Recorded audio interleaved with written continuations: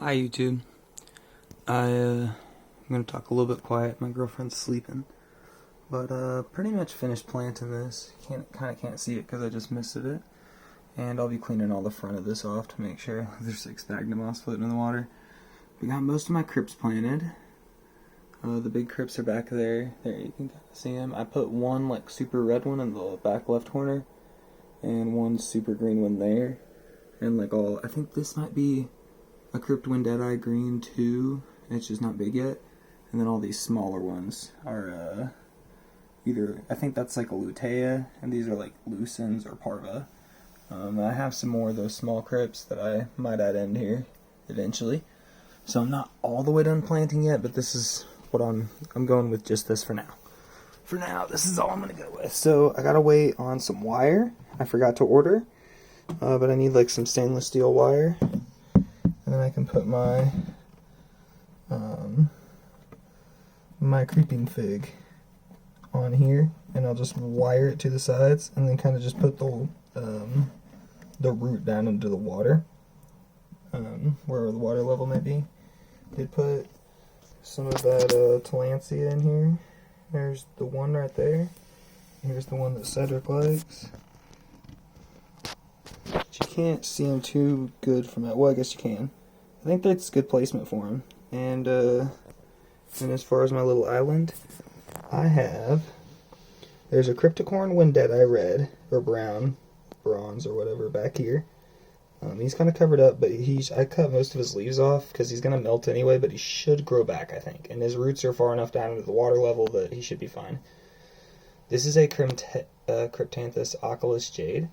I trimmed it a lot too, so it would just be this little bulb area. It had like some leaves that were coming like out to here, and it'll probably eventually spread them back out again, which will be fine, but just the way they were grown, it wouldn't fit in here. But they're kind of like, see, they're kind of like rigid leaves, so if it grows back where it's at, it'll cover what it needs to cover. Like, it'll grow over this rock instead of growing like into it, you know. And then I've got a Java Fern right here, which I'm not sure if it's going to survive or not. And then I've got my Boston Fern here that I trimmed down a lot for the tank. And then in the front I've got Star Moss. I think that this is a different kind of moss that looks similar to Star, but I'm not sure what the difference is. But they look a little bit different. But I'm pretty sure this one's Star Moss. This back here in the back corner, I believe is, what do you call it? I can't remember what you call this one, but I know I knew what this one was before. But it kind of looks like Java moss, but it's a little more like lanky. And there's some Java right beside it.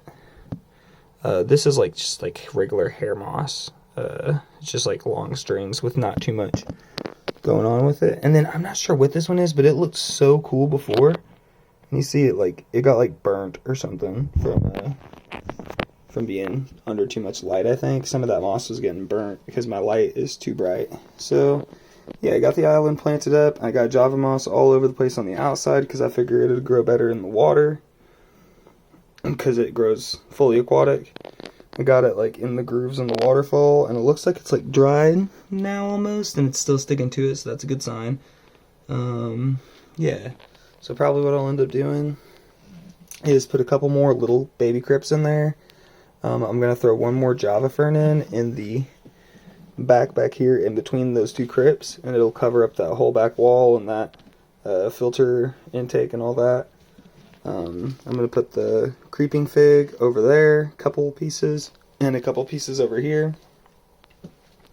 Maybe might put a piece or two in the back too. We'll just see how it grows out over time. I don't have like an insane amount of it, so I might not be able to do all of it at once. And then I think what I'm going to do with the Tillandsia is I have two more of those ones like this. I think I'm going to put one of them like right here where those two branches like meet up there where it forks, because that rope's pretty thick there, so I think it'd be good to hold it in. They say you can just use silicone and hot glue if you need it to stick immediately. And then I'm thinking about putting the other one right there to the left of that filter outtake where my waterfall's going to be. I'm going to put it far enough left to where it doesn't get like soaked all day or anything. But it should pick up some good humidity there. Yeah, I misted them all. That's why it looks like that. And yeah, guys, once I get this thing cleaned out and get the rest of those plants in there, I think this thing's going to be crazy. And I don't know if I only got my bed semi-fixed up. I don't know if I showed that off yet or not. Sorry, my girlfriend's sleeping. But I got my springs. I have a cover that I'm going to throw on there, but I'm just waiting to make the frame. I'm going to build the frame myself too. If anybody's interested in knowing how I did that, I can make a video just like describing like, you know, the process that I did. I could show you guys the foam, but I mean it just looks like foam. I just bought it all from most of the foam. So take that back.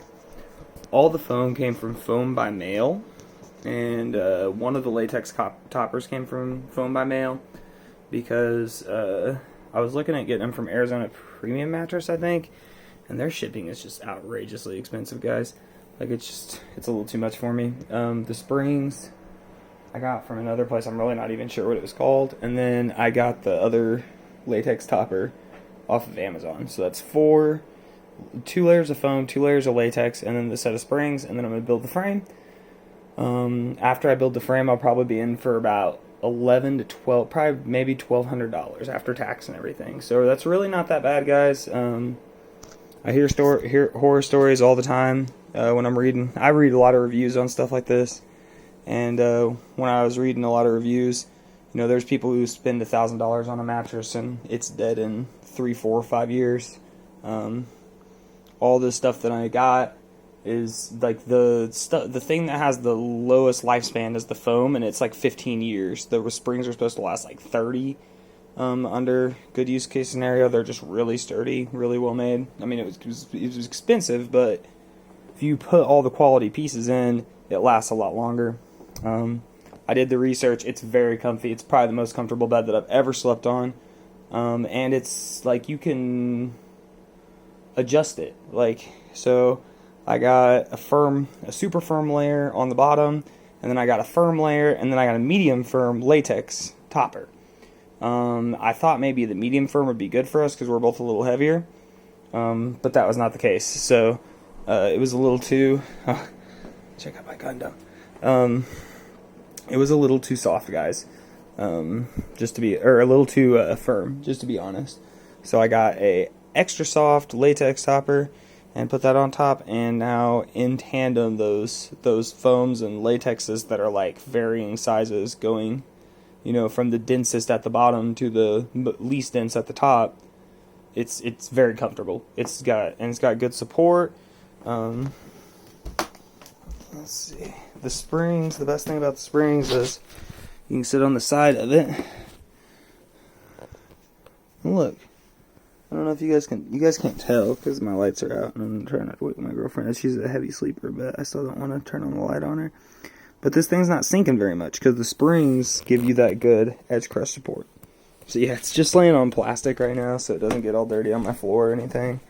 Just in case they're like ripped. But yeah, I'll be making a frame for that here pretty soon, just straight out of wood. Should be a very solid frame. About $1,200 frame. No box spring is required. I got the springs in there though anyway. So yeah, I mean, I have like the whole package for $1,200. It's really not too bad. That's all for my update. I hope you guys are enjoying looking at the paludarium. Kind of thinking I might do this thing, guys, and I'll let you guys know what it's going to be here soon. But right now I got some stuff in the works, so as always. So yeah, guys, thanks for everything. And also, these cases, by the way, like a fucking quick and dirty review on this case. These things are awesome. You get this from Harbor Freight. It was $40. Let me show you guys what it is. I know I was just all over the place tonight, but this is a pretty cool thing. I got it for some breakable stuff that I bought. Okay, so there's a $40 case. It is completely waterproof. I mean, it's not bulletproof. It's not a Pelican case, but it's basically made to be a Pelican case, but for like 1/3 the price. And they're actually good. Like, they have good reviews. You got 2 pull-away sheets of foam. And you see these are like divided into little squares. So what you do is, say I was gonna put this glass light bulb in here. You would take out this. You would mark it with like a knife or something, and then you would just take out those squares that you need and leave a couple extra, like not a couple, but like 1 extra square on the outside, all the way around. So that way it fits in there tight. And then you have a second one. You can do it too.